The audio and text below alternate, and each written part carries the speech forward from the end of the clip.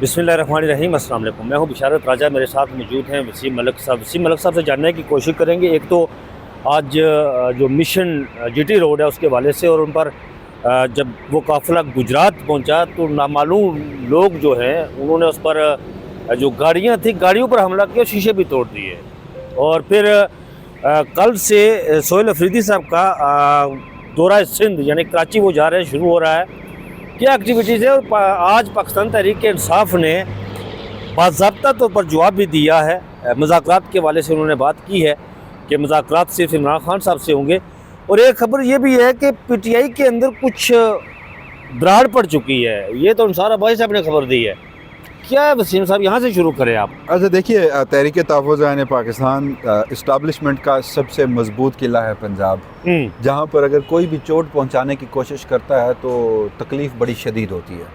उस पर तो हम आते हैं, लेकिन जो आपने बात की कि अंसार अब्बासी साहब, मेरा आपसे इतराज़ है कि अगर आप रियासती कासा लेसों की ख़बरों को डिस्कस करेंगे तो मेरे ख़्याल में आप उसे ज़्यादा वर्थ इट बना रहे हैं। लोगों को उसमें कोई दिलचस्पी नहीं, पहली बात। दूसरी बात, हमें दो चीज़ें देखनी चाहिए बतौर सहाफ़त के तालिब इल्म के। मैं पहले देखता हूँ कि ख़बर देने वाला कौन है और उसने ख़बर दी क्या है। अब मुझे आप एक बात बताएं, पिछले दिनों इन्होंने ख़बर दी कि जस्टिस मंसूर अली शाह और जस्टिस अतर मिल्ला को इतनी ग्रेजुएटी मिली है और इतनी पेंशन है। उस सारे आर्टिकल में ये अंसार अब्बासी साहब के साहबजादे की खबर थी जो जंग में छपी गालबन या द नेशन में, न्यूज़ में। मुझे एक बात बताएं, उसमें कोई खबर थी? कोई खबर नहीं थी। उन्हें खबर तब होती कि उन्हें कुछ जायद मिलता दीगर जजेस से।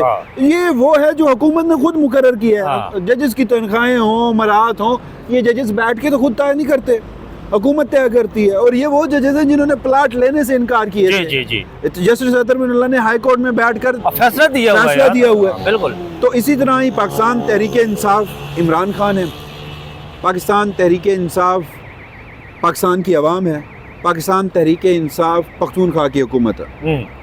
आपको वहाँ कोई इख्तलाफ नज़र आए तो आप खबर उसे समझें। मुझे एक बात बताएं, सलमान अकरम राजा, बैरिस्टर गौहर, असद कैसर, ये जो भी इस वक्त पाकिस्तान तहरीक इंसाफ के करता धरता या रहनुमाओं में शामिल हैं, इनके इख्तलाफात हों तो उसका नुकसान इमरान खान या पाकिस्तान की आवाम को है।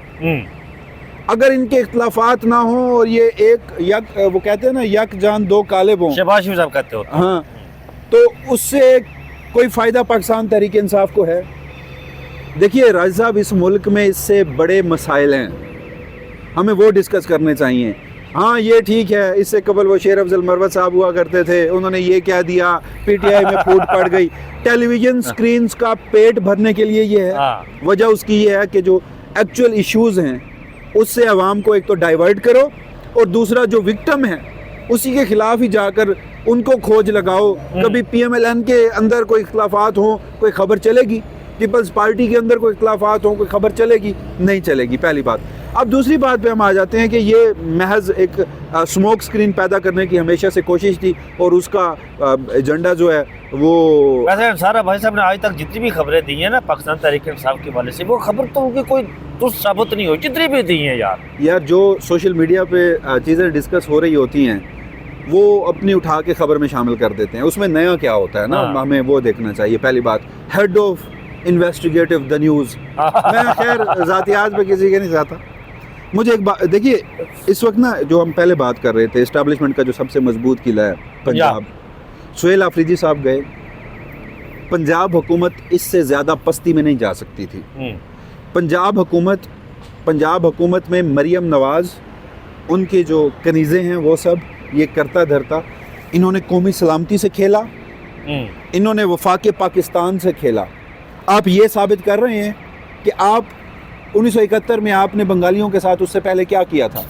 प्रोफाइलिंग की, यहाँ के तज़हीक का निशाना बनाया, और जी इनसे तो पटसन की बू आती है, ये छोटे कद वाले हैं। और फिर एक तो ये कहते थे कि ये बंगाली जो है, वसीम मलिक साहब वो कहते थे उनके वाले से, ये कुतुबुल्लाह शाह ने भी अपनी किताब में लिखा है कि ये जो जहाँ हम रह रहे हैं ना, यहाँ के कत्ता रहता उस वक्त ये कहते थे कि ये बंगाली केले की ओट में जाकर रफा हाजत करते हैं। एग्जैक्टली।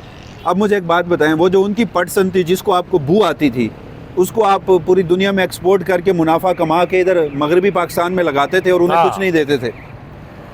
یہی صورتحال آپ نے پختونخوا کے ساتھ کی کہ اگر وہاں کا وزیر اعلیٰ آ رہا ہے تو وہ ضرور چرس لے کے آ رہا ہوگا. چرس لے کر آ رہا ہے. Drug mafia. ڈرگ مافیا ہے وہ. ڈرگ مافیا کے ساتھ ساتھ سمگلر مافیا ہے. سہیل آفریدی اکتوبر سے پہلے بھی اس ملک میں تھا. پہلے بھی تھا. یہ ہماری ملٹری اسٹیبلشمنٹ, ہماری خفیہ ایجنسیاں یہ بھنگ پی کے سو رہی تھیں. یہ سب برائیاں انہیں بعد میں نظر آئیں. اب ایگزیکٹلی وہی کیا جا رہا ہے تحریک تحفظ عین پاکستان کے ساتھ. For the sake of argument Pakistan Tehreek Insaf جو ہے وہ ایک انتشاری جماعت ہے. میں نے آپ کی بات مان لی. اس نے 9 مئی کیا, اس نے اداروں میں بغاوت کی, اس نے قومی سلامتی کے ساتھ کھیلا. آپ کی بات میں مان رہا ہوں. محمود اچکزئی, علامہ راجہ, ناصر عباس, تحریک تحفظ عین پاکستان میں شامل جماعتیں, انہوں نے بھی 9 مئی کیا تھا. مصطفیٰ نواز کھوکھر انہوں نے بھی 9 مئی کیا تھا. آج آپ نے گجرات میں پہلے ان کی گاڑیوں کے شیشے توڑے. نامعلوم افراد تھے وہ, پولیس ان کو تحفظ دے رہی تھی نامعلوم افراد کو, اور ان کی گاڑیوں کے نمبر پلیٹس نہیں تھی. وہ جہاں روڈ پر جس کی گاڑی کو دل چاہتا تھا توڑ دیتے تھے. پھر آپ نے امجد خان نیازی کو گرفتار کیا.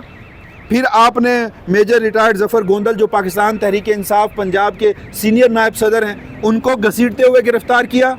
پھر آپ محمود خان اچکزئی کے بیٹے کو گرفتار کرنا چاہتے تھے.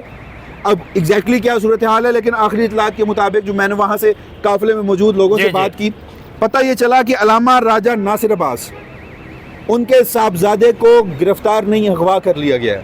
اچھا, کیوں؟ کیونکہ پولیس کی وین میں بیٹھے لوگوں نے انہیں دیکھا کہ اریسٹ کر کے لے کے جا رہے ہیں. پولیس اب انکاری ہے کہ ہم نے اریسٹ نہیں کیا. پولیس اب گرفتاری ڈالنے سے بھی گریز کر رہی ہے. تو ایک اغوا جو ہے وہ تو ہو چکا ہے, اور وہ اغوا کس کا ہوا ہے؟ وہ نامزد امیدوار ہیں آپ کی وفاق پاکستان کی علامت سمجھے جانے والے سینٹ کے اپوزیشن لیڈر کے. آپ نے ان کے صاحبزادے کو اغوا کر لیا. وجہ یہ پنجاب کیوں آئے؟ پنجاب اس ملک میں چند افراد کی باپ کی جاگیر ہے. اس ملک میں پنجاب کوئی نہیں جا سکتا. پھر اگر کوئی دوسرے صوبے کا وزیر اعلیٰ پنجاب جائے گا تو جو کنٹونمنٹ ہے وہ اس ملک کا حصہ نہیں ہے. وہ 2 دن کی کوشش کے باوجود اس میں داخل نہیں ہو سکتا. آپ کرنا کیا چاہ رہے ہیں؟ آپ سوچنا کیا چاہ رہے ہیں؟ یہ 5 دسمبر کو پریس کانفرنس ہوئی. عمران خان قومی سلامتی کے خلاف خطرہ ہے.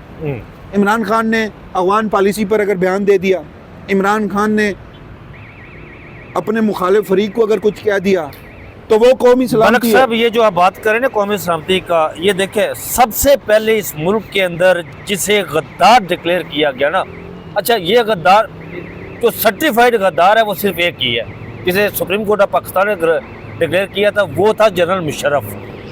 سب سے پہلے جو غدار جنہیں سیاستدانوں کو انہوں نے قرار دیا نا بغاوت, حسین شہید سہروردی سے یہ کہانی شروع ہوتی ہے جی. فاطمہ بھٹو کو, فاطمہ جناح کو, ذوالفقار بھٹو کو, بینظیر کو سیکورٹیز کہا گیا. اے این پی اس وقت کی جو نیب تھی, این اے پی, ولی خان کے باچا خان کو کہا گیا. عبدالصمد اچکزئی جو اس وقت محمود اچکزئی کے والد صاحب ہیں ان کو کہا گیا. وہ نواب نوروز خان کے ساتھ کیا ہوا, اکبر بگٹی صاحب کے ساتھ کیا ہوا. پھر نواز شریف صاحب کو کہا گیا. نواز شریف صاحب کے ملوں میں تو راہ کے ایجنٹ نکلتے تھے اور ان کے سہولتکار ہمیں بتایا کرتے تھے. اور اب عمران خان ان کے لیے. لیکن یہ سلسلہ کہاں رکے گا؟ جس طرح آپ نے بات کی کہ پنجاب جو مشرقی پاکستان کی آپ نے بات کی ہے, مشرقی پاکستان میں یہ نہ آپ نے دیکھا ہے نہ میں نے دیکھا ہے. ہم تو بہت چھوٹے, لیکن وسیم ملک صاحب انہی کے جرنیلوں کی لکھی ہوئی کتب جو ہیں وہ یہ بتا رہے ہیں کہ وہاں پر یہ ہوتا رہا, یہ کیا جاتا رہا. ان لوگوں کا مذاق اڑایا جاتا رہا, ان لوگوں کی تصدیق کی جاتی رہی, اور پھر انہوں نے سبق کیا حاصل کیا جو آج پنجاب میں کر رہے ہیں. منیب فاروق صاحب کو نا میں اس لیے کریڈیبل مانتا ہوں کہ وہ آ کے جو انفارمیشن دیتے ہیں نا وہ بہو سچ ہوتی ہے. منیب فاروق صاحب کی لوگ ان کو مختلف نام دیتے ہیں, ان کا ایک خاصہ ہے. وہ آ کے کہتے ہیں کہ جی اس ملک میں غلط ہو رہا ہے, نہیں ہونا چاہیے تھا ایسا, لیکن ساتھ ہی کہتے ہیں کہ آپ کچھ نہیں کر سکتے, جن کے پاس طاقت ہے وہ ایسا کریں گے اور اب یہ سسٹم چلے گا. اچھا, اور پھر وہ خبر بھی دیتے ہیں. انہوں نے ایک خبر دی کہ سہیل آفریدی کے ساتھ پنجاب میں جو کچھ ہوا وہ اسٹیبلشمنٹ نے کروایا. اچھا, اب پھر اس کو آپ جوڑ کے دیکھیں یہ 6 جنوری کی پریس کانفرنس کو, پہلے 5 دسمبر پھر 6 جنوری کی پریس کانفرنس کو. آپ ایک صوبے کے وزیر اعلیٰ کو ٹارگٹ کر رہے ہیں. آپ نے سوچ لیا ہے کہ پختونخوا پاکستان کا حصہ نہیں ہے. بظاہر جو ان کے جو جو یہ ایکٹ کیا گیا اس سے تو یہی نظر آتا ہے نا. سہیل آفریدی پہلے پنجاب میں گئی, آپ تحریک تحفظ عین پاکستان پہلے پنجاب میں گئی, آپ اس پہ حملہ آور ہوئے, کیا وہ پاکستانی نہیں ہے؟ ان کو کوئی پاسپورٹ لے کے جانا پڑے گا, اس پہ سٹیمپ لگوا کے, کوئی ویزا لے کے, کوئی بارڈر کراس کر کے آپ کی اجازت سے جانا پڑے گا؟ سندھ حکومت کو ایک خاصا, ویسے تو پاکستان پیپلز پارٹی کے بارے میں لوگ کہتے ہیں کہ وہ دیکھیے جمہوری ہے, حکومت میں شامل نہیں ہے, ندیم افضل چاند اور دیگر لوگ پتلی گلی سے, وہ جو D G S P R کا مشہور زمانہ فکرہ تھا باریک وارداتیہ, تو پیپلز پارٹی دراصل وہ جو باریک وارداتیہ ہے, اس نے آپٹکس کے لیے ایک کام اچھا کیا کہ جی سہیل آفریدی صاحب آئیں, ہم ویلکم کریں گے. ورنہ 9 اپریل کے بعد سے اب تک اس ملک میں چادر چار دیواری کا تقدس پامال ہونے سے, عورتوں کو سڑکوں پہ گھسیٹنے سے, عورتوں کے دوپٹے کھینچنے سے 9 اپریل 2022 کے اون ورڈ, فوجی عدالتوں میں ٹرائل ہونے سے, عدالتوں کو دفن کرنے سے, آئین پاکستان پر حملہ آور ہونے تک آپ جو بھی ایکشن لیں پیپلز پارٹی مکمل آن بورڈ تھی. لیکن انہوں نے آپٹکس کے لیے دکھایا کہ سہیل آفریدی صاحب ہمارے پاس, آل دو کہ اب سہیل آفریدی صاحب نے بھی کل وہاں جانا ہے, اب وہاں جاتے ہیں, وہاں کیا صورتحال بنتی ہے, وہ کراچی چیمبر آف کامرس سے ان کی ملاقات طے تھی, وہ آج انہوں نے معذرت کر لی, تو آپ وہاں پہ بھی ایکٹیو ہو گئے.